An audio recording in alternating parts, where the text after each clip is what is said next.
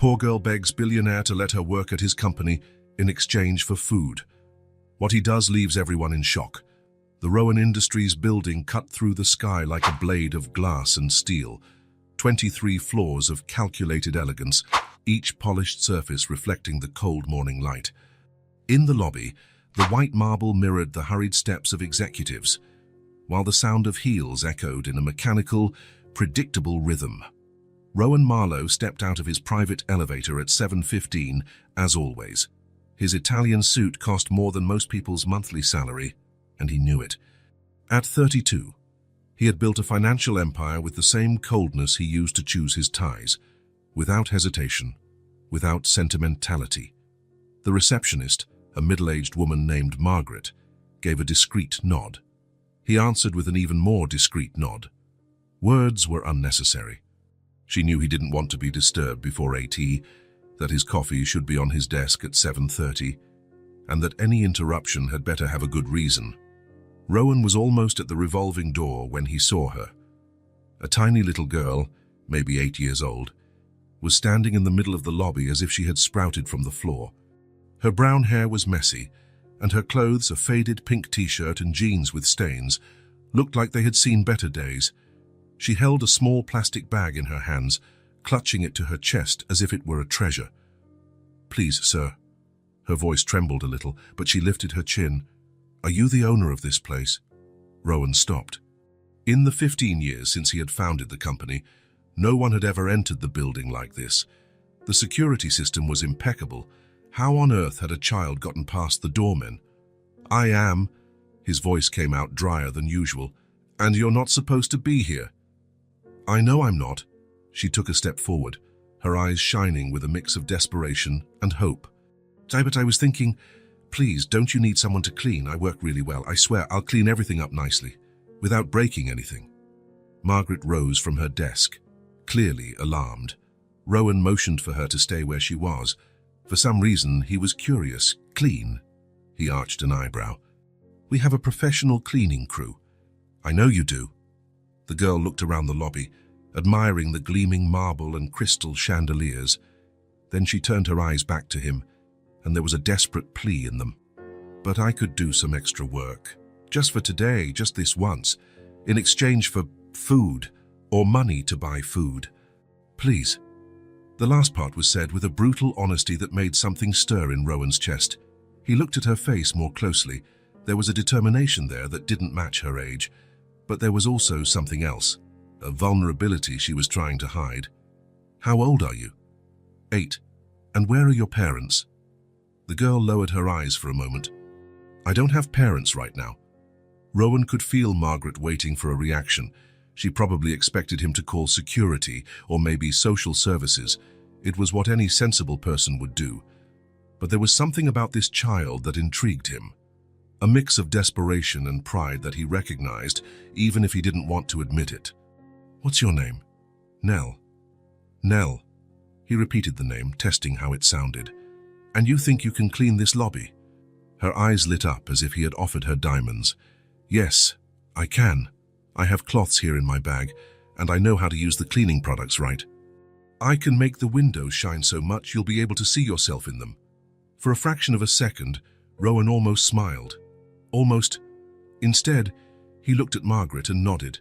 "Margaret, get her the necessary supplies and supervise her work." "Mr. Marlowe, are you sure?" "I am." His voice cut off any objection. "When she's done, give her $50. Nell's eyes widened. $30? "I think that's fair." "Yes, it is," she replied so quickly she almost choked. "Thank you so much, sir. I'll do the best job of my life." Rowan nodded and headed for the elevator. As the doors closed, he could see Margaret guiding Nell toward the cleaning supply closet. The girl was practically bouncing with joy. On the 23rd floor, Rowan settled at his mahogany desk and tried to focus on the monthly reports, but his mind kept going back to the scene in the lobby. There was something unsettling about that encounter, something he couldn't quite identify. Maybe it was the way she had asked for work instead of a handout. Or maybe it was that unwavering determination in her eyes, as if she were used to fighting for every small victory. He shook his head and returned to the numbers on the screen. He didn't have time to philosophize about lost children. He had a company to run, profits to maximize, investors to satisfy. But when Margaret called 2 hours later to inform him that the job was finished, he found himself asking, "How did she do?" "Perfectly, sir. I've never seen the lobby so clean. She even managed to get out a few stains that our regular team hadn't noticed. And the money. I've already given it to her. She thanked me about 10 times and said she was going to buy food for the whole week." Rowan hung up the phone and went back to work, or tried to. But there was a strange discomfort settling somewhere between his ribs, a feeling he couldn't name or make disappear. When he left the building at the end of the day, the lobby was impeccable. There was no sign that an 8-year-old girl had spent hours there, transforming every surface into a perfect mirror. It was as if she had never existed, except for that strange feeling that continued to bother him. Rowan got into his BMW and drove home, trying to forget determined eyes and a smile that was worth $50. But even when he arrived at his silent, elegant apartment overlooking the entire city, he couldn't shake the feeling that something had changed. And he hated change. The sun had barely risen when Rowan woke up. His 30th floor apartment offered a privileged view of the city as it began to stir. Tiny cars glided along the avenues. Ant-sized people walked hurriedly on the sidewalks. He watched it all with distance, like someone watching a silent movie. His morning ritual was as precise as a Swiss watch. An exactly 8-minute shower, black coffee, no sugar, an impeccably pressed suit. Italian shoes shined the night before. A successful businessman leaves nothing to chance. But today, as he adjusted his tie in front of the mirror, Rowan noticed something strange in his own eyes, a restlessness that wasn't there yesterday. The image of the girl from the lobby kept coming back to his mind. That determination, that dignity. "Nonsense," he muttered to himself, pushing the thought away. At 7:15 sharp, like every day for the past 6 years, the private elevator dropped him off on the ground floor of Rowan Industries. And that's when he saw her. Nell was standing in the exact same spot as the day before, as if she had never left. The same plastic bag in her small hands, but today there was something different, a smile. A smile so big, so full of hope, that for a moment Rowan felt a tightness in his chest. When she spotted him, she waved enthusiastically, as if they were old friends. "Good morning, sir. I came to work again." Rowan stopped in the middle of the lobby. He felt the muscles in his back tense automatically, as they did when he was about to close a difficult deal. Margaret, the receptionist, looked at him with a mixture of curiosity and apprehension, clearly unsure how to react to the situation. "Nell," his voice came out harsher than he intended. "What are you doing here?" "I came to clean." She held up the bag as if it were a trophy. Her eyes shone with a mixture of pride and expectation. "I thought maybe you'd need me again today. I can do the bathrooms too if you want. I know how to clean toilets really well." The sincerity of those words hit Rowan like a punch to the gut. He looked around, noticing that some employees who were arriving were starting to watch the scene with curiosity. "No." The word came out sharp, harder than he had planned. "You can't stay here." Nell's smile wavered, but it didn't disappear completely. There was a persistence in her that was almost painful to witness. "But I did a good job yesterday, didn't I? Mrs. Margaret said it was very clean." "It was," Rowan admitted, crossing his arms and assuming the posture his competitors feared in negotiations. "But yesterday was an exception. This is no place for a child." The last word seemed to hit Nell like a slap. The smile finally vanished. She looked at the floor, then at him, then at the floor again. Her small fingers squeezed the handle of the plastic bag so tightly that her knuckles turned white. "I understand." Her voice was just a whisper now. "Sorry to bother you." And that was it. There were no tears, no drama, no tantrum. She simply accepted the rejection as if she were used to it. She turned her back and walked toward the door, her small shoulders visibly slumped, as if carrying an invisible weight. Rowan stood in the middle of the lobby, watching the tiny figure walk away. Something tightened in his chest, a strange, uncomfortable feeling he couldn't name and didn't want to examine. He shook his head and headed for the elevator, annoyed with himself for even thinking about it. "Mr. Marlowe." Margaret's voice reached him as he was almost at the elevator door. What? He didn't turn around. She looked hungry. Rowan didn't answer. The elevator doors closed, and he ascended to the 23rd floor, trying to forget sad eyes and slumped shoulders that seemed too small to carry so much weight. But he couldn't. During the 8 o'clock meeting, he found himself looking out the window, his eyes subconsciously searching for a small figure on the street below. The vice president of marketing had to repeat a question twice before Rowan registered it. At 10, he cancelled an important call with Japanese investors, citing an urgent commitment that had come up at the last minute. There was no commitment, just a restlessness that wouldn't let him concentrate.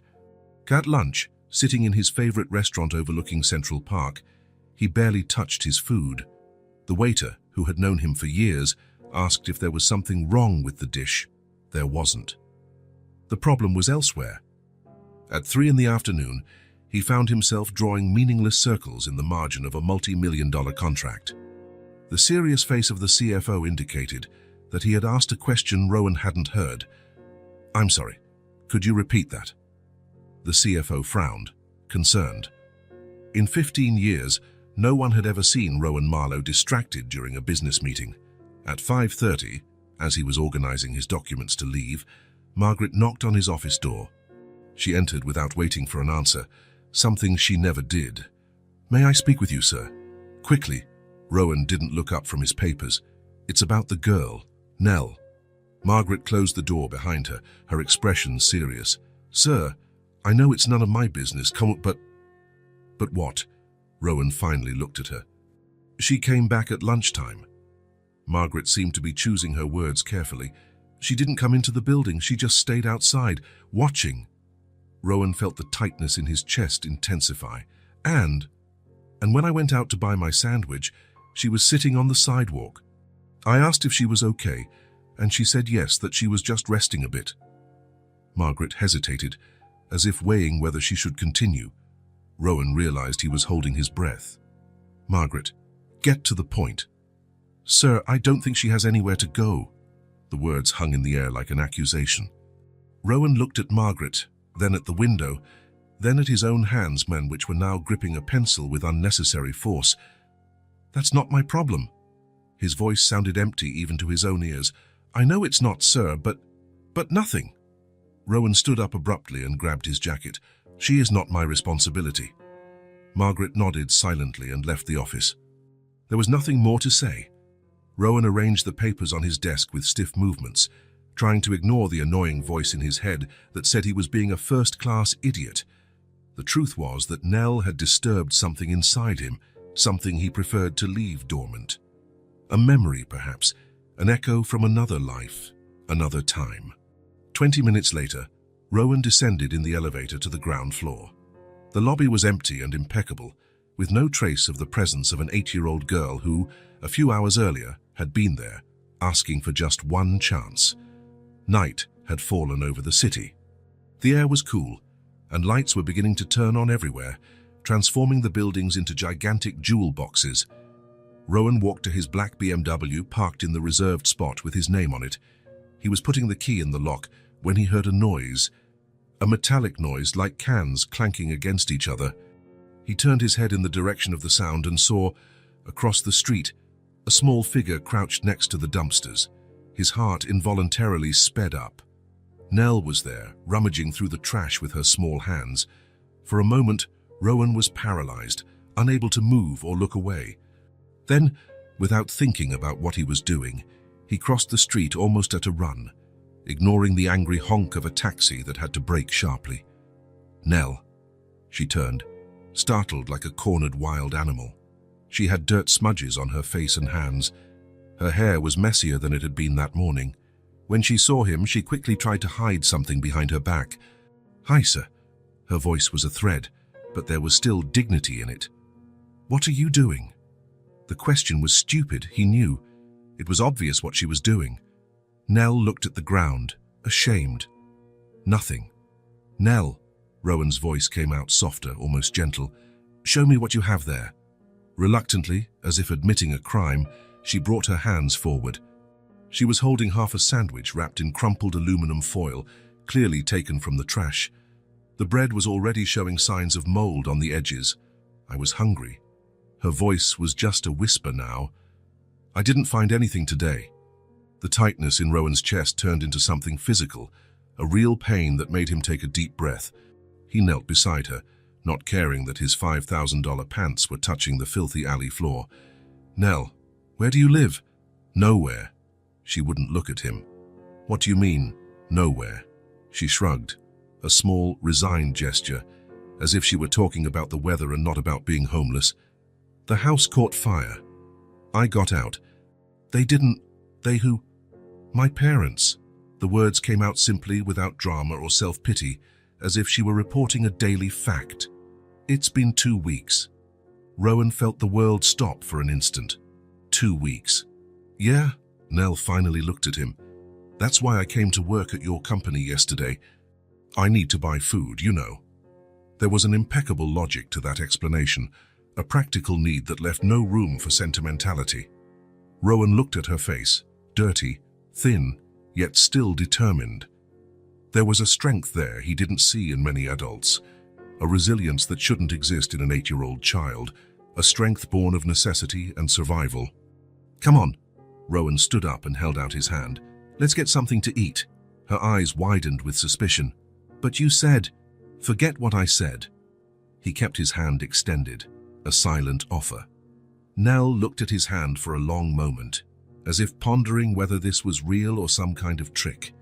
Then, slowly, like someone testing the water temperature before getting in, she placed her small, dirty hand in his. The trust in that simple gesture hit Rowan like a wave. For an instant, he didn't know what to say. They crossed the street in silence and entered the first diner they found, a simple place with formica tables and plastic benches. It wasn't the kind of establishment Rowan frequented, but at that moment it seemed perfect. He ordered a hamburger, fries, and a soda for her, and a black coffee for himself. They sat at a table in the back, away from the windows and curious eyes. When the food arrived, Nell attacked the hamburger as if she hadn't eaten in days. It was likely she hadn't. Her small hands held the sandwich tightly, as if someone might try to steal it at any moment. "Slow down." Rowan pushed the soda closer to her. "You'll make yourself sick." She nodded, but continued eating quickly. When she finished the hamburger, she started eating the fries one by one, saving a few in her pocket when she thought he wasn't looking. "You can eat it all," Rowan said softly. "I can order more if you want." Nell stopped, surprised, and then continued eating, but now a little more slowly. When she finished, she leaned back in her chair and looked at him with a gratitude so genuine it was almost painful to see. "Thank you. Where have you been sleeping?" Rowan tried to keep his voice neutral, as if the answer didn't matter that much. "Here and there." She shrugged again, that gesture that seemed to say everything was fine when it clearly wasn't. "There are some places you can hide.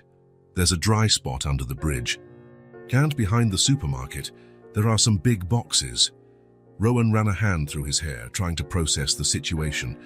An 8-year-old girl, an orphan, with no family, no home, living on the streets for 2 weeks. Eating garbage, sleeping in boxes. It was a reality so distant from his own that it seemed almost unreal. It was impossible. It was unacceptable.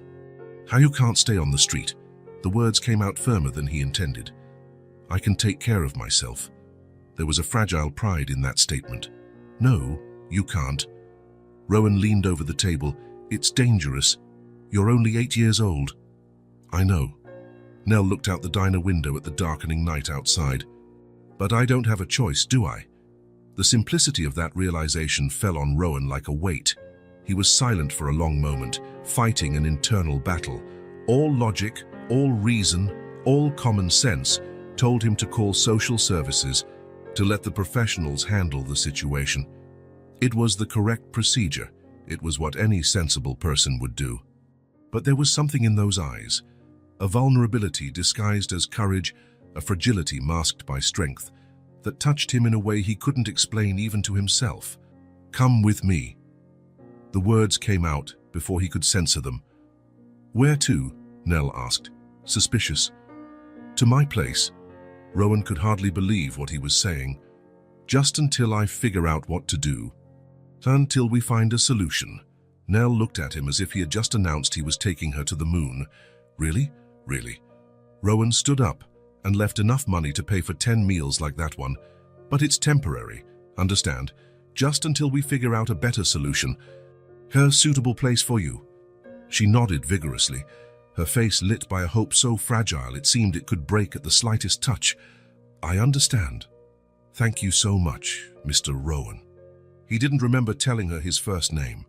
They left the diner together, a tall man in an Italian suit walking beside a small, dirty girl, and Rowan wondered if he wasn't making the biggest mistake of his life. Maybe he was. He probably was. But when he looked down and saw Nell walking beside him, small but determined, her eyes fixed on the path ahead like someone used to facing whatever comes, he knew he had no choice. At least, not for him. Rowan woke up with the sunlight hitting his face.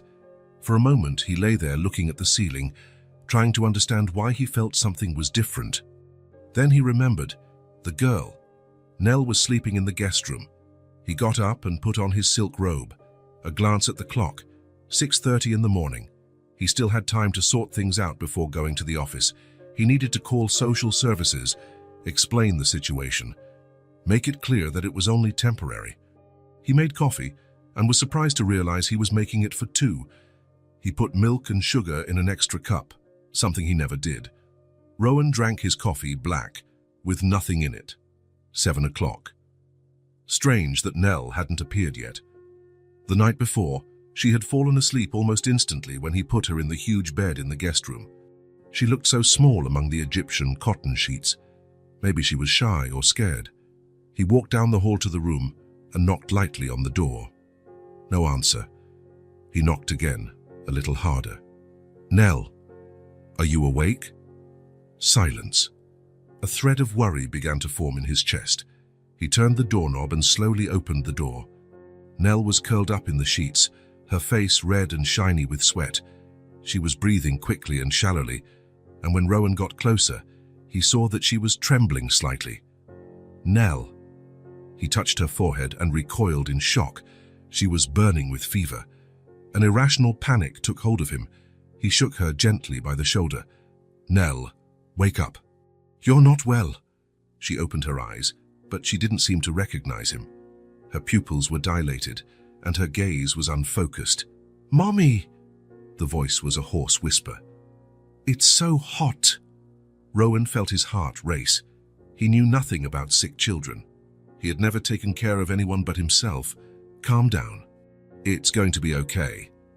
The words came out automatically, but he wasn't sure if they were true. With trembling hands, he grabbed his cell phone and dialed his private doctor.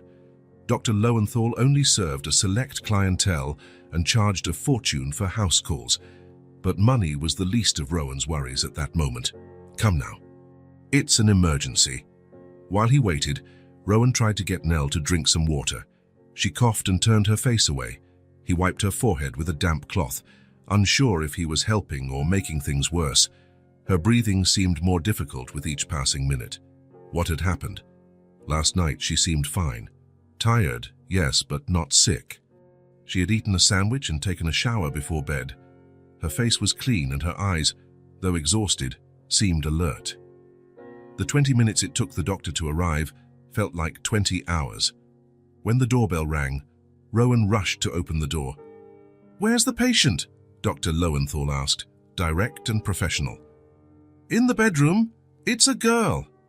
8 years old. The doctor raised his eyebrows, surprised, but asked no questions. He followed Rowan to the guest room. The examination was thorough. Temperature, throat, lungs, reflexes. Nell remained semi-conscious, responding in monosyllables when the doctor spoke to her. Well, Mr. Marlowe, it doesn't seem to be anything serious, the doctor finally said, putting his stethoscope back in his bag.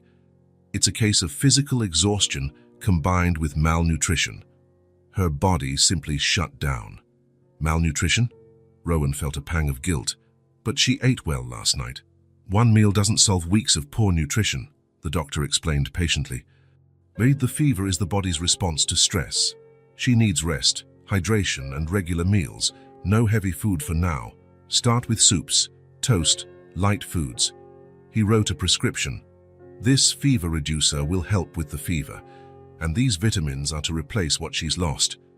If the fever doesn't come down in 24 hours, call me. The doctor paused, looking at Rowan with an unreadable expression. May I ask who this child is? I didn't know you had a daughter. I don't. Rowan felt the need to explain, but didn't know where to start. It's complicated. She has no one. I'm taking care of her temporarily. Doctor. Lowenthal nodded without asking any more questions. He was known for his discretion, one of the reasons Rowan had hired him. Well, she needs constant care for a few days. Do you have someone who can stay with her? Rowan hesitated. He had 3 important meetings scheduled for that day. The merger with West Tech depended on his presence at the negotiation. There were millions at stake. I'll stay with her, he said, surprising himself. I'll work from home today. After the doctor left, Rowan called Margaret. Cancel my appointments for today, all of them. Mr. Marlowe, but the meeting with West Tech, reschedule it. Say for Thursday. That's in 4 days. Exactly. There was a silence on the other end of the line. In 15 years, Rowan had never cancelled an important meeting, let alone requested 4 days off. Sir, is everything all right? Yes, it's just a domestic matter. He hung up before she could ask more questions. He returned to the room, where Nell was now sleeping more peacefully. He had given her the fever reducer, and her breathing already seemed less labored. He stared at her pale little face. So fragile, so vulnerable. How had she survived 2 weeks alone on the streets? A strange feeling spread through Rowan's chest. Concern, yes, but also something more. A kind of admiration for the strength of this child, and a dull anger at the world that allowed children like her to be left helpless. The next 4 days established an unlikely routine. Rowan worked from the next room, with the door open to hear if Nell called. Every 2 hours, he would stop to check her temperature, offer water or soup, and adjust her pillows. On the second day, the fever broke, and Nell started to become more alert. When he entered the room with a tray of soup, she was sitting up in bed, looking out the window. Hi, she said, her voice still weak. Hi. Rowan placed the tray on the nightstand. How are you feeling? Better, sorry for being a bother. That took him by surprise. An 8-year-old child apologizing for being sick. You're not being a bother, he said, trying to sound casual. You just need to rest to get well soon. Nell nodded and began to eat the soup slowly. Her hands were still trembling a little, and a few drops fell on the sheet. Sorry, she murmured, embarrassed. It's okay. Sheets can be washed. On the 3rd day, Nell was strong enough to get out of bed. Rowan found her in the hallway, leaning against the wall, trying to get to the living room. What are you doing? He asked, alarmed. You shouldn't be walking yet. I'm tired of lying down. She seemed determined, despite her paleness. Can I stay on the couch? He hesitated, but eventually agreed. He picked her up, surprised at how light she was, and carried her to the living room. She nestled into the Italian leather sofa, looking tiny against the dark upholstery. Stay put. Okay, Rowan said, adjusting a cushion behind her. Don't make any noise. I need to work. Okay. Nell pulled the blanket up to her chin. I'll be quiet. Rowan went back to his office, leaving the door open. Every few minutes, he found himself looking into the living room, checking to see if she was okay. Nell remained motionless, looking out the panoramic window that showed the entire city. "Wow, you live so high up," she commented when he went to check on her. "It looks like you can touch the clouds." He followed her gaze to the sky. He had never thought about it. Yeah, I guess so. On the 4th day, Nell was significantly better. The color had returned to her cheeks, and she could walk around the apartment without help. Rowan found her in the kitchen, trying to reach a glass from the cupboard. "What do you want?" he asked, taking a glass from the shelf. "Just water. There's juice in the fridge." Her eyes lit up. "Can I?" "Of course." He got the orange juice and poured it for her. He watched as she drank eagerly, a trickle of orange running down the corner of her mouth. "Slowly," he said, handing her a napkin. "No one's going to take it from you." She nodded but held the glass firmly in both hands, as if it were too precious to let go. Later that day, Rowan realized he needed to go back to the office. He couldn't postpone the meetings any longer, and he had dozens of urgent emails to answer, but he couldn't leave Nell alone. She was still weak. The solution came to him during breakfast. "I'll need to go to work tomorrow," he said, trying to sound casual. "You're better, but you still need to rest." Nell looked down at her plate. "I understand. I'll leave then." "No." The word came out louder than he intended. "I mean, you're not well enough to go. I was thinking you could stay here, but I need to work." "I can stay by myself," she said quickly. "I won't break anything. I promise." Rowan shook his head. "That's not it. I just need to be sure you'll be okay." He stood up and went to his office, returning with a sketchbook and a box of colored pencils. He had asked Margaret to buy them the day before. "Here. So you don't get bored." Nell looked at the supplies as if they were gold. "Is this for me?" "It is." He placed the sketchbook and pencils on the table. "You can draw while I'm away, but you have to promise you'll rest too." "I promise." She was already opening the box of pencils, admiring the colors. "So I'll draw beautiful things." When Rowan returned from work that evening, he found the house silent. For a moment, he felt a tightness in his chest, thinking Nell had left. But then he saw her, asleep on the couch, the sketchbook open beside her. He approached silently and looked at the drawing. It was a house with a large tree next to it. In front of the house, two figures, one small and one large, holding hands. Something inside him contracted. In the days that followed, they established a routine. Rowan went to work, and Nell stayed home, drawing and resting. He bought more books for her, simple games, puzzles, anything to keep her busy and quiet. "Don't make a mess," he would say before leaving.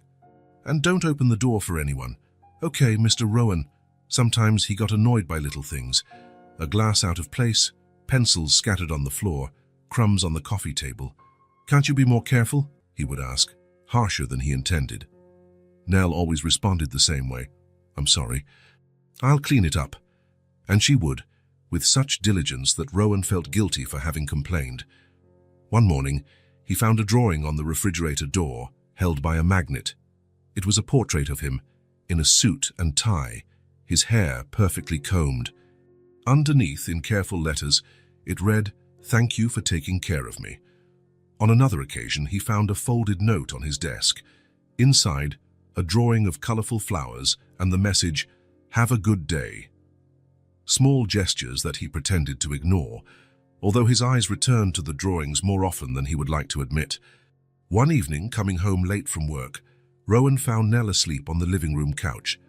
The television was still on, with the volume almost at a minimum. She had the sketchbook on her lap and a pencil fallen on the floor. He stood there, watching her.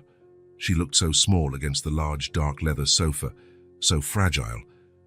For a moment, he almost smiled. But then he hardened his expression and cleared his throat loudly. "Nell, wake up. It's late." She opened her eyes slowly, blinking several times until she focused on his face. "Hi, Mr. Rowan." Her voice was hoarse with sleep. "I was waiting for you." "You shouldn't have. It's past 10. His voice came out colder than he intended, and the TV was left on. "That wastes energy." Nell sat up on the couch, rubbing her eyes. "I'm sorry, I'll turn it off." Rowan sighed, picking up the remote and turning it off himself. "Go to bed. It's too late for children to be awake." Nell gathered her pencils and sketchbook. But before leaving the room, she stopped and looked at him. "You know something, Mr. Rowan." "What?" "I think you have a heart of ice." She said it without malice, as if stating a simple fact. "But that's okay. Ice melts one day." He was left speechless, watching her walk down the hall to the guest room. Her words hit him in a way he hadn't expected. A heart of ice. Is that how she saw him? He poured himself a drink and went out to the apartment balcony. The city sparkled below, thousands of lights like earthly stars. He stood there for a long time, thinking about what Nell had said. Maybe she was right. Maybe he had frozen his heart a long time ago, as a form of protection against life's disappointments and betrayals. Business was simpler when you didn't let emotions interfere. But now there was a child in his house. A child who saw through him with disconcerting clarity. Before going to bed, Rowan stopped at the door of Nell's room. It was ajar. He pushed it gently and saw that she was sleeping peacefully, hugging her pillow. On the nightstand, there was a new drawing. It was him in a suit, as always. But there was something different about this portrait. In place of a heart, she had drawn an ice cube. But the ice had a small drop trickling down one side, beginning to melt. Rowan picked up the drawing and looked at it for a long moment. Then, without quite understanding why, he folded it carefully and put it in the drawer of his bedside table. He didn't know what to do with it. With the drawing, with the girl, with the strange feeling growing inside him. He only knew that, perhaps, his heart wasn't made entirely of ice, after all. The days turned into weeks without Rowan noticing.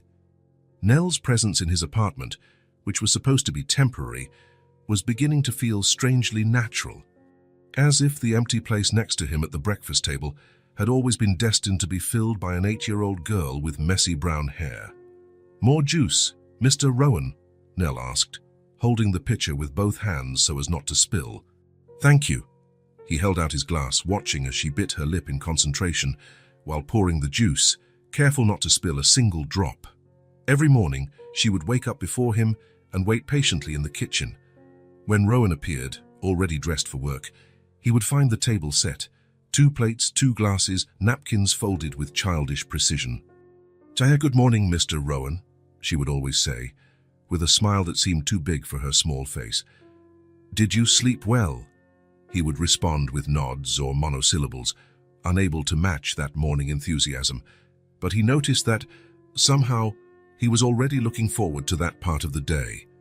In the evenings, when he returned from work, she would run to the door like a small hurricane. "You're here. You took a long time today." There was no accusation in her voice, just the sincere observation that she had missed him. Nell would take his briefcase, place it carefully on the coffee table, and then start recounting her day.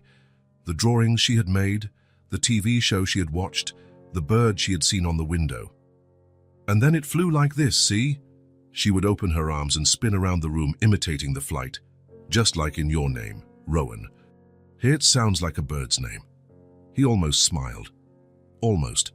During dinner, which they now regularly ordered for delivery, Rowan had never been one for cooking, Nell would set the table without him needing to ask. She would sit up straight in her chair, imitating his posture, and use her napkin with a comical formality for someone so small. "Were you always rich?" she asked one night, between a forkful of pasta and another. The question took him by surprise. "Why do you want to know?" "Because you look like you were born this way, all proper and organized." She shrugged. "Like in the movies?" "No." Rowan cut a piece of chicken with precision. "I grew up in a very simple neighborhood. Really?" Her eyes widened. "Like me?" "Maybe not exactly like you." He hesitated. "But it wasn't. This." He gestured vaguely at the luxurious apartment around them. "And how did you get rich?" "By working." "Is that all?" Nell seemed disappointed with the simple answer. "By working a lot," Rowan completed, surprised at himself for extending the conversation. "And by learning how money works." Nell nodded thoughtfully, as if absorbing a great life lesson.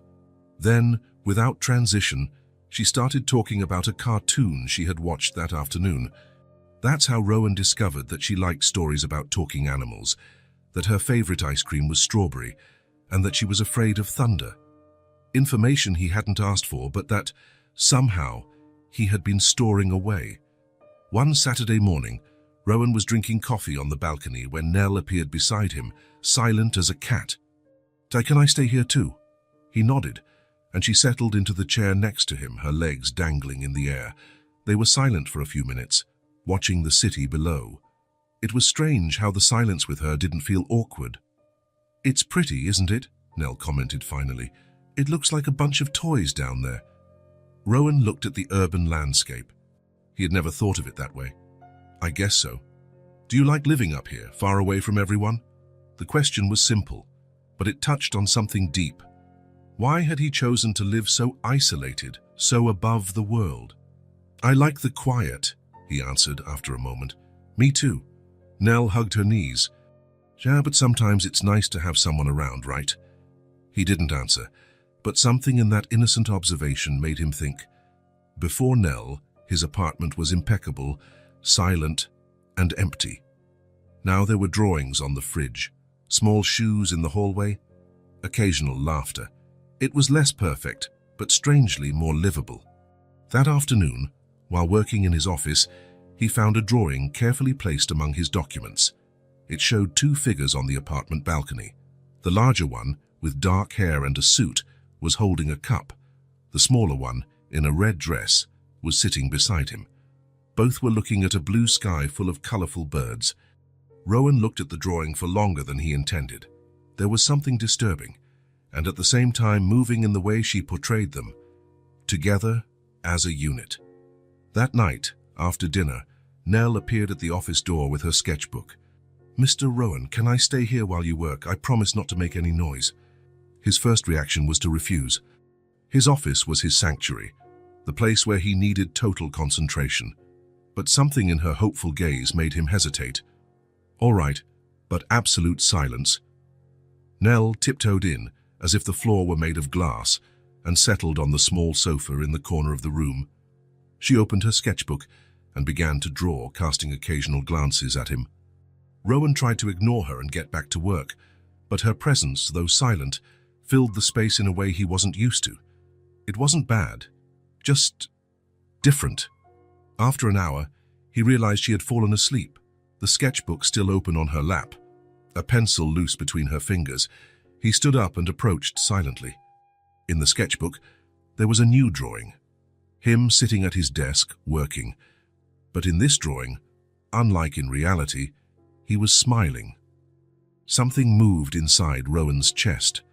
He took a light blanket he kept in the office and carefully covered Nell. She stirred in her sleep, but didn't wake up. He returned to his desk, but couldn't concentrate anymore. He watched the sleeping girl and thought about how his life had changed in the last few weeks, how his apartment, once so silent and organized, now had life, how his mornings and evenings, once so predictable, now had little surprises, and how he, who had always valued solitude and independence, was now beginning to feel a strange comfort in the presence of this child. In the days that followed, Nell continued to leave little signs of her presence throughout the apartment. A drawing on the refrigerator door, a "Have a good day" note in his briefcase, a paper flower on top of his bedside table. They were simple gestures, but they had a deep and unexpected effect. As if she were, slowly and gently, melting something that had long been frozen inside him. One evening, when Rowan arrived from work, he found Nell in the kitchen, standing on a stool, setting the table for dinner. "What are you doing?" he asked, surprised to see her so at ease. "Setting the table," she replied simply. "I saw a show on TV that taught me how... Look, the forks go on the left side." She had placed 2 candles in the center of the table and folded the napkins into elaborate, albeit slightly crooked, shapes.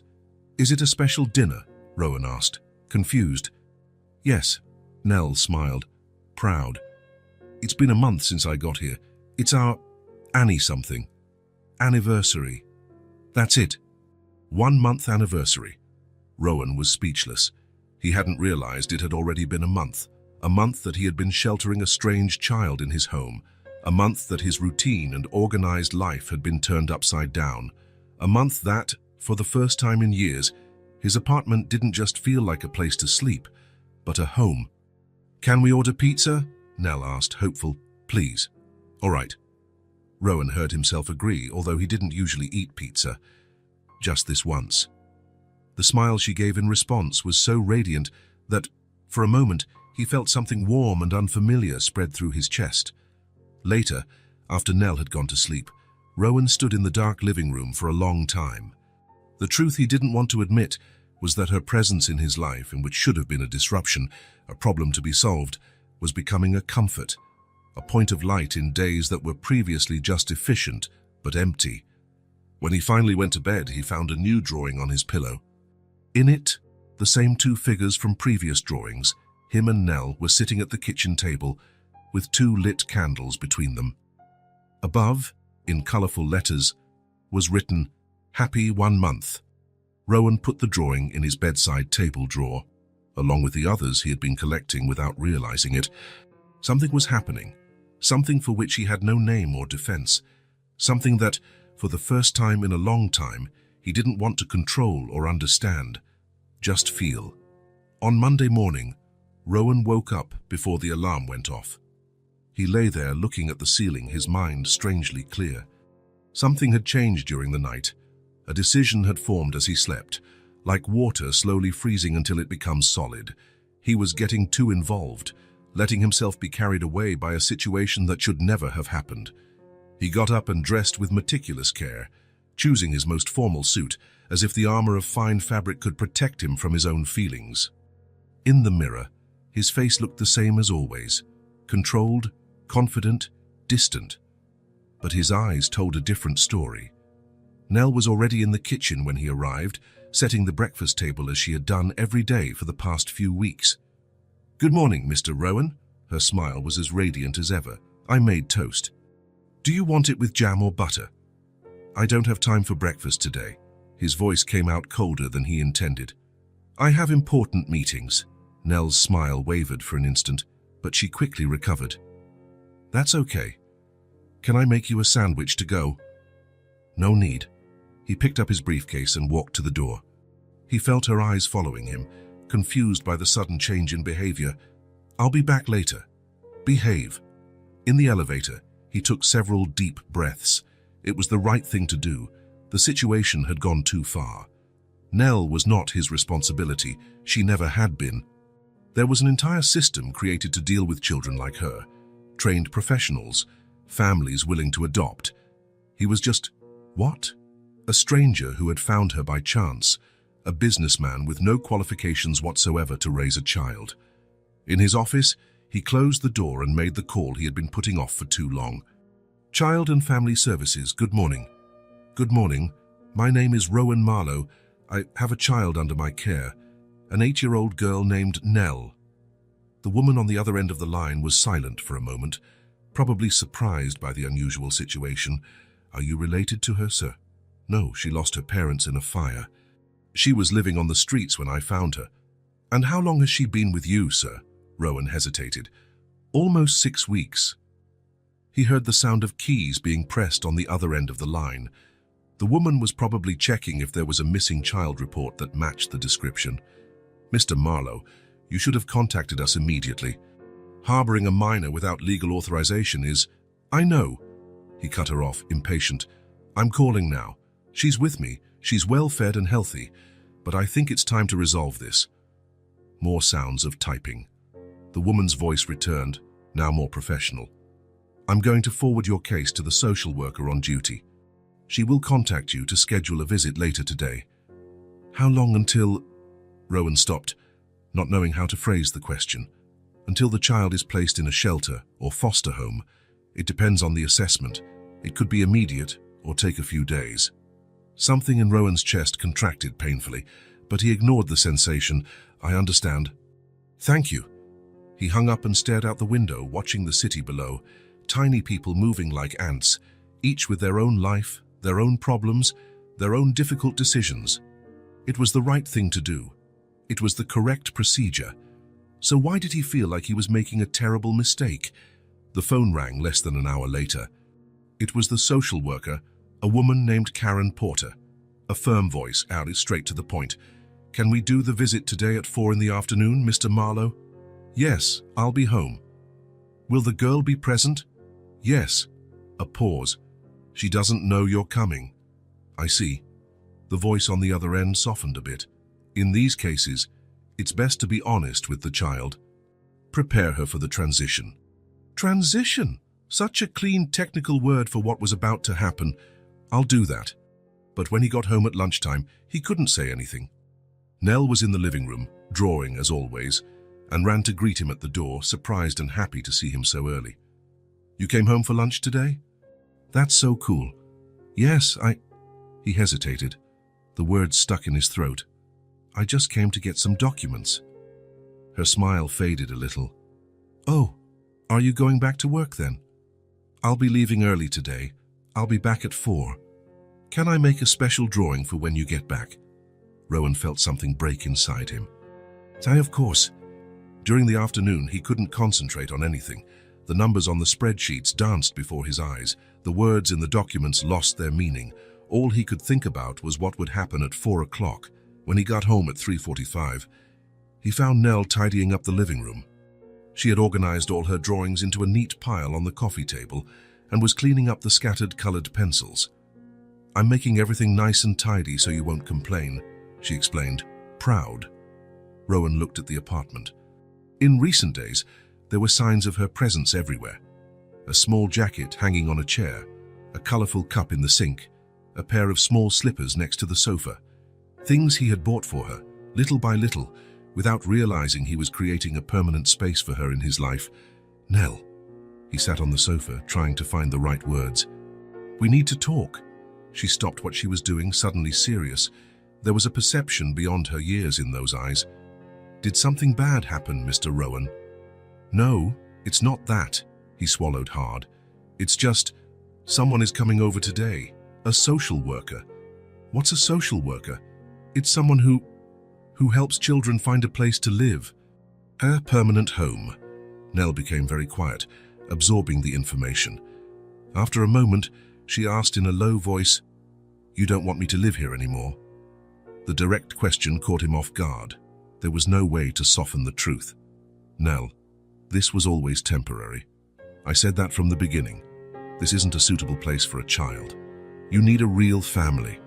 People who know how to take care of you properly. Don't you take good care of me? Her voice was small, hurt. That's not it. Rowan ran a hand through his hair, frustrated with his own inability to explain. I don't know how to be a father, Nell. I don't know how to take care of a child long term. You deserve more than I can offer. She didn't answer. She just looked at her own feet, swinging slightly in the air. The doorbell rang at 4 o'clock sharp. Karen Porter was a middle-aged woman with short grey hair and kind but appraising eyes. She entered the apartment with the efficiency of someone who had been doing this for decades. Good afternoon, Mr. Marlowe. And you must be Nell. The girl nodded shyly without getting closer. I'll need to speak with both of you, first together and then separately. And I also need to see where Nell has been sleeping, what she's been eating, that sort of thing. Rowan nodded, tense. Of course. Make yourself at home. The social worker spent the next hour meticulously assessing the apartment. She checked the refrigerator, well stocked. Nell's room, adequate, though without childlike decor. The bathroom, clean, appropriate hygiene products for children. Then, she talked with Nell alone in the room, while Rowan waited in the living room, unable to concentrate on anything. When they came out, Nell's eyes were red, but she wasn't crying. Mr. Marlowe, can we speak privately? Karen asked, indicating the kitchen. He followed her, closing the door behind him. Well, I must say I'm surprised, the social worker began. The situation is unconventional, but Nell seems well cared for. Healthy, clean, fed. She speaks very highly of you. Rowan didn't know what to say. However, Karen continued, as you yourself pointed out, this is not a permanent situation. Nell needs stability, a family that can commit to her long term. I understand. I have a spot available in a very good foster home. The Patterson family has cared for several children in similar situations. They are experienced and loving. When does she need to go? Karen consulted her watch. I can take her right now if everything is ready. Does she have any luggage? Luggage. The word sounded strange. What did Nell have to take? A few clothes he had bought, the drawings, the sketchbook, nothing else. I'll help her pack her things. When he returned to the living room, he found Nell sitting on the sofa, very still, her hands folded in her lap. She seemed smaller somehow, as if she had shrunk in the last hour. Nell, Mrs. Porter is going to take you to meet a nice family. They'll take care of you for a while until they find a permanent home. She nodded without looking at him. Let's get your things, okay? In the bedroom, Rowan grabbed the small suitcase he had bought weeks ago when he realized Nell would need a place to keep her clothes. He began to place the carefully folded items inside, while she watched in silence. "You can take all your drawings," he said, trying to sound cheerful. "And the colored pencils too. I'm sure they'll like your drawings as much as—" His voice trailed off. "As much as you do," Nell completed, finally looking at him. "Yeah." She walked to the dresser and picked up a drawing that was hidden in the drawer. It was different from the others, more elaborate, with more details. It showed the two of them sitting on the sofa, reading a book together. Something they had done only once, but that she had clearly kept in her memory. "This is for you to keep," she said, holding out the paper. "To remember me by." Rowan took the drawing, feeling his throat tighten painfully. "Thank you."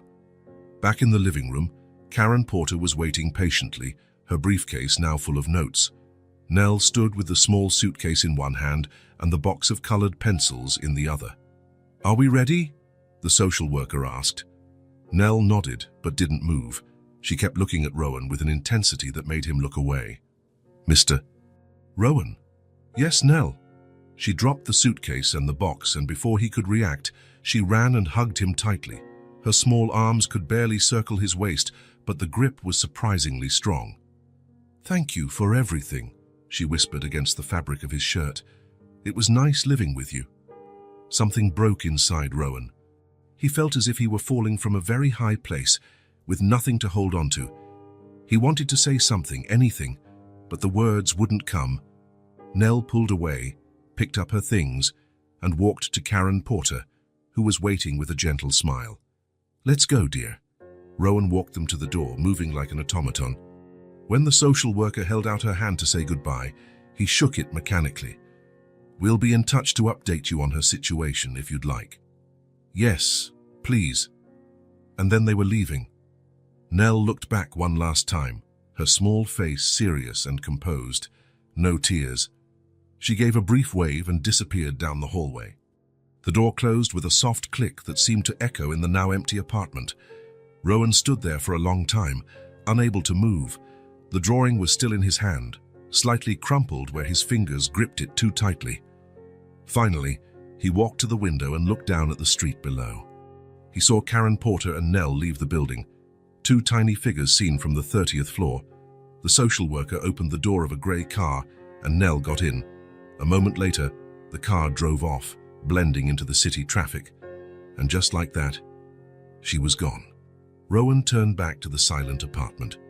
Everything was exactly as it was before Nell arrived. Elegant, organized, impersonal. Except now there were ghosts everywhere. The sound of laughter where there had only been silence, the memory of small footsteps in the hallway, colorful drawings where there were now only white walls. He sat on the sofa and looked at the drawing in his hands. Him and Nell together, sharing a simple moment of reading. A moment that, at the time, seemed ordinary, even annoying in its interruption of his routine. Now it seemed precious. A deep unease settled in his chest, something for which he had no name. It wasn't just guilt or regret. It was a sense of loss, as if something vital had been torn from him, something he didn't know he needed until it was no longer there. A week, 7 days since Nell had left, 7 days that Rowan had spent pretending that everything was fine. On the first day, he convinced himself he had done the right thing. He went back to work, immersed himself in meetings. When he got home, the silence felt like a relief. No constant questions, just order and peace. On the second day, he found himself looking at the clock at 5 in the afternoon, feeling a restlessness. It was the time he usually left to hear Nell recount her day. On the third day, he opened the fridge and saw a half-empty carton of orange juice. Her favorite. On the fourth day, he passed by the department store and saw a small dress, red with white polka dots. He stopped, imagining how Nell would look in it. On the fifth day, Margaret asked if he was feeling well. "You look tired, sir," she said. Rowan replied that he was great. A lie. On the sixth day, Sunday, the apartment felt too big, too empty. And now, on the seventh day, Rowan finally stopped pretending. The apartment was immaculate after the cleaning crew's visit, everything exactly as it was before Nell appeared in his life. And yet, it wasn't the same. In the bottom drawer of the guest room dresser, he found a sketchbook she had forgotten. The last page showed an unfinished drawing, the beginning of his profile, looking out the window. Just a few lines traced with childish care. Next to the sketchbook, 2 colored pencils, one blue and one red, and a small star-shaped eraser. In the kitchen, a yellow mug with a sunflower design remained in the cupboard. Nell's favorite mug, which he had bought when he realized she always tried to use that particular one. "It matches your smile," he had said, and she smiled even wider. In the office, a pile of drawings carefully stored in the top drawer, drawings he hadn't had the heart to throw away. There was their story. The first one, showing 2 figures holding hands, the one of the heart of ice beginning to melt, the one celebrating their 1 month together. The phone rang, pulling him from his thoughts. "Mr. Marlowe, this is Karen Porter from Child and Family Services. Did something happen to Nell?" "No, she's fine. I'm just calling to give you an update. Nell is adjusting to the Pattersons' home." "And how is she?" There was a hesitation. "Physically, great. Emotionally, she's quiet, according to the reports. She doesn't talk much. Quiet." Nell, who always had a story to tell, an observation to make, a question to launch into the universe. Quiet. "Well, I also wanted to inform you that we are looking for a permanent family for her. There are a few promising possibilities." "Can I visit her?" The question came out before he could stop himself. "We normally don't recommend visits during the transition period. Maybe in a few weeks, when she's more settled. And if she's placed for permanent adoption?" The decision to allow contact with people from her past will be at the discretion of the new family. The reality of those words hit him like a punch. In a few weeks, he might never see Nell again. "Thank you for the information, Mrs. Porter." He hung up the phone and sat in silence, looking at the drawings spread out before him. The last one Nell had given him, the one of them reading together, seemed to stare back at him, accusingly. It was then that the truth finally hit him, clear as sunrise. It wasn't just guilt he felt. It wasn't just a vague regret. It was love. Sometime between finding a hungry girl rummaging through the trash and watching her leave with a tiny suitcase, he had grown attached. No, more than that. He had begun to love her as if she were his own daughter. And now that she was gone, there was a void in his chest that nothing seemed to fill.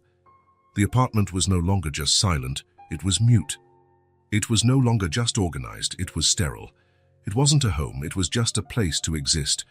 Rowan stood up abruptly. He picked up the phone and dialed his secretary's number. "Margaret, cancel all my appointments for tomorrow, and for the day after tomorrow as well. Mr. Marlowe, but the board meeting, cancel everything. I have an urgent personal matter to attend to." He hung up before she could protest. Then he took the drawings, the unfinished sketchbook, the pencils and the yellow mug, and carried them to the bedroom, placing them carefully on the bed that had been Nell's. The decision was made, clear, definitive, irrevocable. He was going to get her. He was going to bring her back.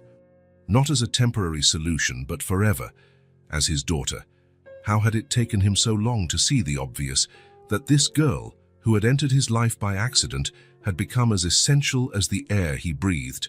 For the first time in years, perhaps for the first time in his life, Rowan knew exactly what he wanted. And for the first time, it had nothing to do with business, success, or money. It had to do with a smile that lit up a small face, with colorful drawings and a yellow mug with sunflowers. It had to do with the empty space in his heart that only a certain 8-year-old girl could fill. Tomorrow, he would bring her home. The Patterson foster home was in a quiet residential neighborhood, with tree-lined sidewalks and well-kept houses. Rowan parked his car across the street and stared at the yellow 2-story building.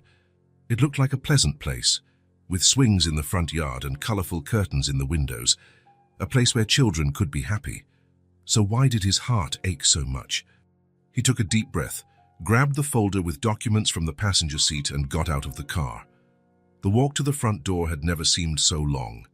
In his mind, he rehearsed for the 1,000th time what he would say, the words he had prepared during a sleepless night. Nothing seemed adequate. A middle-aged woman answered the door. Gray hair tied in a bun, a kind face marked by expression lines. "Mrs. Patterson, I'm Rowan Marlowe. I called earlier." "Ah, yes. The gentleman who took care of Nell for a while. She examined him with curiosity. "Please, come in." The house inside was exactly as Rowan had imagined, cozy with worn sofas, toys organized in colorful boxes, and the smell of freshly baked cookies. He could hear children's voices coming from the backyard. "The children are playing outside," Mrs. Patterson explained, "except for Nell. She prefers to be alone most of the time." A tightness in his chest. Nell, who was pure energy and curiosity, preferring isolation. "Where is she?" "In the activity room. This way." She led him down a hallway decorated with framed children's drawings to a half-open door. Through the crack, Rowan saw a sunny room with low tables, bookshelves, and art supplies. And there, sitting alone in a corner, was Nell. She was wearing the same blue dress she had left in Moir, now paired with a white headband he had never seen before. She was hunched over a piece of paper, drawing with concentration, her brown curls falling over her face. From where he stood, Rowan couldn't see the drawing, but he noticed she was using mostly shades of grey and black, none of the vibrant colours that used to fill her work. "Nell has impressive artistic talents," Mrs. Patterson commented in a low voice, "but her drawings here have been, well, less cheerful than we expected. May I speak with her alone?" The woman hesitated.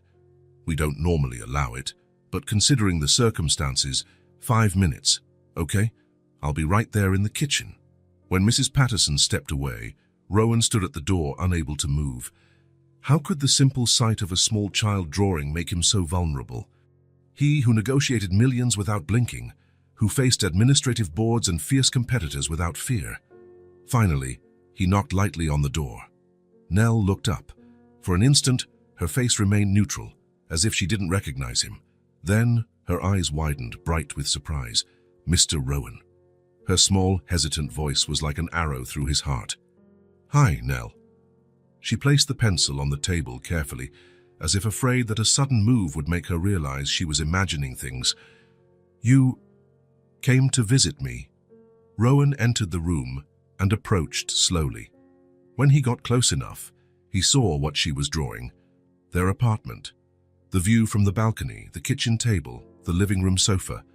Memories in black and white. "May I sit?"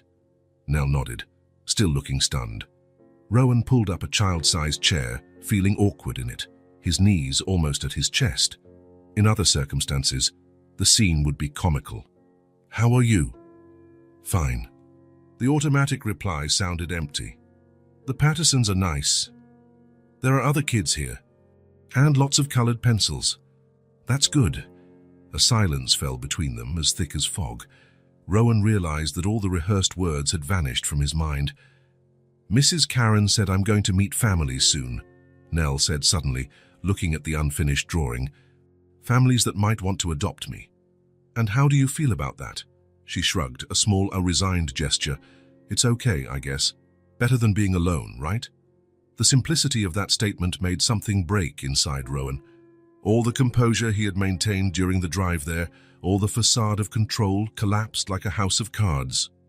"Nell, His voice failed him. He took a deep breath and tried again. "I made a terrible mistake." She looked up, confused. "I should never have let you leave my house." The words began to flow, urgent, desperate. "It was the stupidest decision I've ever made in my life. And trust me, I've made a lot of stupid decisions." A small smile began to form on Nell's lips. "I thought I was doing what was best for you," he continued, unable to stop now. "I thought you deserved a real family, not a man who barely knew how to take care of himself, let alone a child. But then you left and—" His voice failed again. "And what?" Nell asked, almost in a whisper. And the house became empty. Not just quiet, but empty. As if all the light, all the color had been taken away. Rowan swallowed hard, fighting the lump in his throat. "I found your drawings, your mug, the unfinished sketchbook, and I realized it wasn't just the house that was empty. It was me." Nell's eyes filled with tears, but she kept smiling. "Nell, I came here to ask for your forgiveness, and to ask you if—" He paused, gathering the courage for the most important question he would ever ask in his life. "If you would accept me as your father, not temporarily, not until we find a better solution, but forever, a family." The two of us. The silence that followed seemed to last an eternity.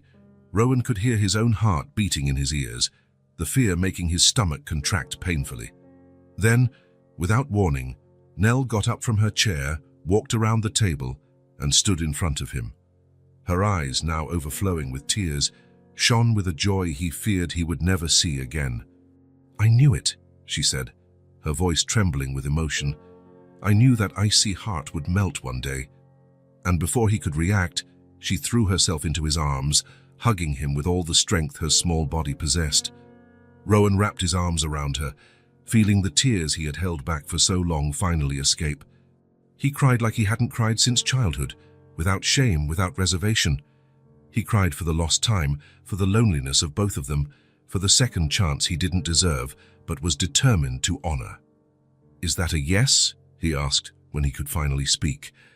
Nell pulled back just enough to look into his eyes, her small hands holding his face. "Of course, it's a yes, silly." The door opened, and Mrs. Patterson appeared, looking at the scene with a mixture of surprise and emotion. "Is everything all right in here?" Rowan stood up, holding Nell's hand. "Yes, in fact, everything is great." "Mrs. Patterson, I came to get Nell. I want to adopt her." The woman's eyes widened. "Mr. Marlowe, things don't work like that. There are procedures, evaluations, waiting periods. I know." He held up the folder he had brought. "I have all the initial forms filled out here. I spoke with Karen Porter this morning. She explained the whole process to me. I know it will take time, but I want to start right now. And in the meantime, I request that Nell be returned to my custody." Mrs. Patterson looked perplexed. This is highly unusual." "Please," Nell intervened, her voice small but determined. "I want to go home with my dad." "My dad?" The words hit Rowan like a ray of sunshine after an endless storm. 2 hours, dozens of phone calls, and a surprise visit from Karen Porter later. They were in the car, heading home. Nell had a small suitcase in the back seat, larger than when she had left, thanks to some extra clothes and toys the Pattersons kindly allowed her to take. The process would be long, Karen had warned. There would be interviews, psychological evaluations, home visits, background checks, financial analyses. The bureaucracy to turn a single, inexperienced bachelor into the legal adoptive father of a child was monumental. "It will be worth it," Rowan had said, with a certainty he had never felt before. Now, driving back to the apartment, he watched Nell in the rearview mirror. She was looking out the window, absorbing the city with renewed eyes, as if everything were extraordinary. Every few minutes, she would turn to him and smile, as if to make sure it was real, that she wasn't dreaming. "Mr. Rowan." "Yes? Can I just call you Dad now?" Something warm and luminous spread through his chest. "Of course you can." "Dad." She tested the word, savoring it. "Dad, Dad." Rowan laughed, a sound so genuine and relaxed that he almost didn't recognize it as his own. "We have to redecorate your room," he said as they entered the building's elevator. "That guest room is too boring for an 8-year-old girl. Can I pick the color?" "Of course." "Pink? No. Blue? No. Purple? Purple with stars?" "Purple with stars it is." When the apartment door opened, Nell ran inside, inspecting every corner as if to make sure nothing had changed. She stopped in the living room, looking at the coffee table where Rowan had left the unfinished sketchbook and pencils. "You kept it. I kept everything." He put her suitcase on the floor. "Your drawings, your pencils, even that horrible yellow mug." "It's not horrible," Nell protested, laughing. "It's pretty, if you say so." The following months passed in a whirlwind of activity. The apartment was gradually transformed. Nell's room got purple walls with hand-painted silver stars, shelves for books, a desk for drawing. The living room now had colorful cushions on the sofa and toys in a basket in the corner. The kitchen displayed drawings held to the fridge with fruit-shaped magnets. The adoption process moved forward, albeit slowly. Rowan faced interviews where he had to explain why a single, workaholic executive wanted to adopt a child. He went through psychological evaluations where he discussed his own childhood, his expectations as a father, his fears and hopes. He received surprise visits from social workers, who wanted to see the dynamic between him and Nell in their daily life. And with every step, every obstacle, every moment of doubt, he just had to look at Nell to know that he would do it all over again. 1,000 times, if necessary, she blossomed like a plant finally placed in the sun after a long time in the shade. Her drawings became colorful and vibrant again. She started making friends at her new school. She sang in the shower, danced in the living room, asked impossible to answer questions during dinner, and Rowan, to his own surprise, was also changing. The man who lived for work now left earlier to pick up his daughter from school. The executive who never missed an important meeting now attended school recitals in the front row, applauding as if he were at the best show on Broadway. His employees noticed the difference. "You seem happier, sir," Margaret commented one day. "Lighter." And he was. The armor of ice he had built around himself over the years was melting piece by piece. One evening, 6 months after Nell's return, they were in the living room. She was drawing, concentrated, while he reviewed some documents. It was a common domestic scene, almost banal in its simplicity, but for Rowan, every moment like this was a small miracle. "I'm done," Nell announced, holding up the paper. "I want to see." It was the most elaborate drawing she had ever made, the two of them in the park they had finally visited last weekend, holding hands under a tree laden with pink blossoms. The sky was an impossible blue, and there were birds flying in formation.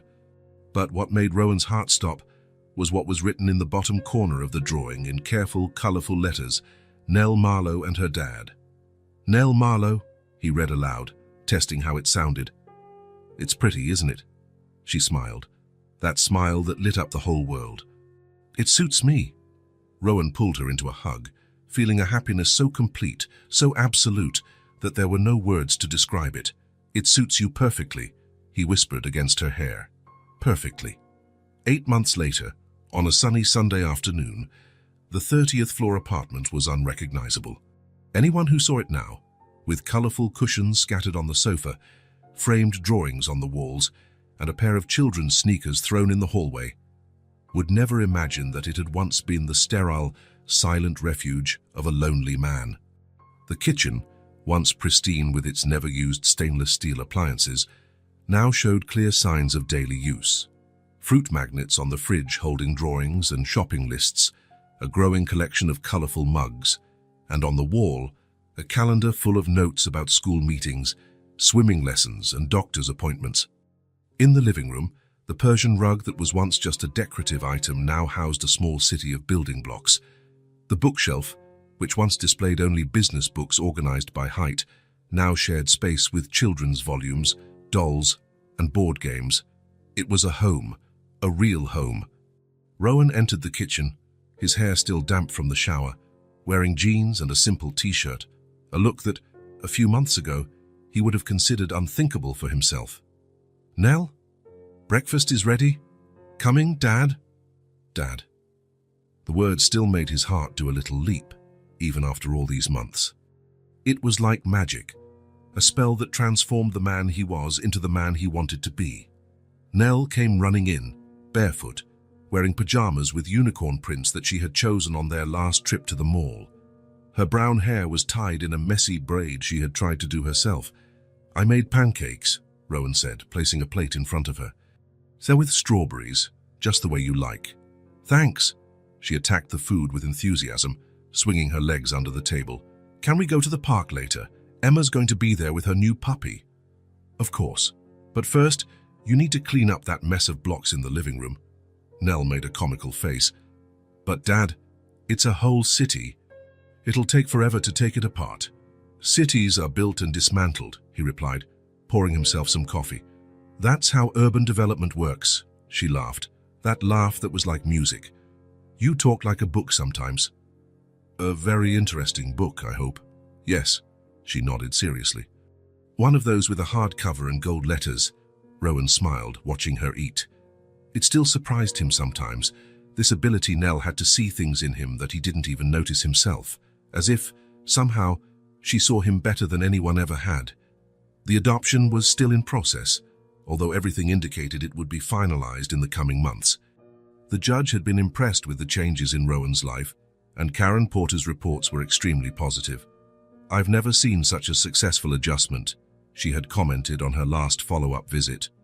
At the company, everyone had noticed the transformation. The demanding, inflexible boss now delegated more, left on time, and, most surprisingly, occasionally smiled. Margaret, who had worked with him for over 15 years, commented that she had never seen him so human. "It's the Nell effect," he replied simply. After breakfast, as promised, Nell cleaned up the blocks, with some reluctant help from Rowan, who was eventually convinced to save at least the main building from complete demolition. They went to the park, where Nell and Emma, her best friend from school, ran after the new Labrador puppy while Rowan chatted with other parents. This was also new: casual friendships, conversations about teachers and extracurricular activities, swapping tips on how to deal with nightmares and picky eating. A whole world he didn't even know existed until Nell entered his life. When they returned home in the afternoon, exhausted and happy, Rowan suggested they read a little before dinner, a ritual they had established in the first few months together and which they both loved. Nell went to get the current book, a story about a girl who discovers a secret door to another world, while Rowan settled on the sofa. When she returned, instead of sitting next to him as she usually did, Nell snuggled up against his body, resting her head on his shoulder. The gesture was so natural, so full of trust, that for a moment Rowan couldn't breathe. "You can start chapter 7, she said, opening the book to the marked page. "It's where the girl finds the unicorn." Rowan cleared his throat, found the page, and began to read. His voice, which had once been used only to give orders and close deals, now rose and fell with the story, creating different voices for each character, making Nell laugh at the right moments. Outside, the sun began to set, painting the sky in shades of orange and pink that reflected in the windows of the other buildings. The city was preparing for the night, lights turning on one by one, like earthly stars. When they finished the chapter, Nell didn't ask to continue as she usually did. Instead, she stayed quiet, looking out the window at the spectacle of the sunset. "I like our home," she said finally, her voice small and dreamy. Rowan followed her gaze, seeing the apartment through her eyes. No longer an impersonal space decorated by professionals, but a home created by them, together. Every toy out of place, every drawing on the wall and every colorful cushion, everything told their story. "Now it's yours," he replied, kissing the top of her head. "And so am I." Nell smiled, that smile that had melted his heart of ice on that first day in the lobby of Rowan Industries. A smile that he now knew would continue to melt his heart every day for the rest of his life. "Forever?" she asked, though she already knew the answer. "Forever," he confirmed. And it was true. The life Rowan had planned for himself, full of financial success and empty of real connections, had been completely rewritten by a girl who had the courage to ask for work in exchange for food, who had looked at a man everyone considered cold and calculating and seen something that not even he knew existed. As the daylight faded and the first stars appeared in the sky, father and daughter remained embraced on the sofa, in silence. Not the oppressive silence of before, but a comfortable silence, full of all the words that didn't need to be said. Outside, the city continued its frantic pace. Cars honking, people rushing, deals being closed. The world that had once been Rowan Marlowe's entire universe. But here, on the 30th floor, in an apartment once empty and now overflowing with life, there was a different world. A world created by colorful drawings left on the fridge, by laughter during dinner, by stories read aloud, by fears shared in the middle of the night, by whispered advice, by tight hugs, by "Good morning, Dad," and "Good night, my little one." A world that Rowan never knew he wanted until he found it. A world that he now knew was the only one that truly mattered. An unexpected family. If this story touched your heart, subscribe to the channel and turn on notifications so you don't miss the next ones. Leave a like because it helps this story get recommended to more people. See you in the next story.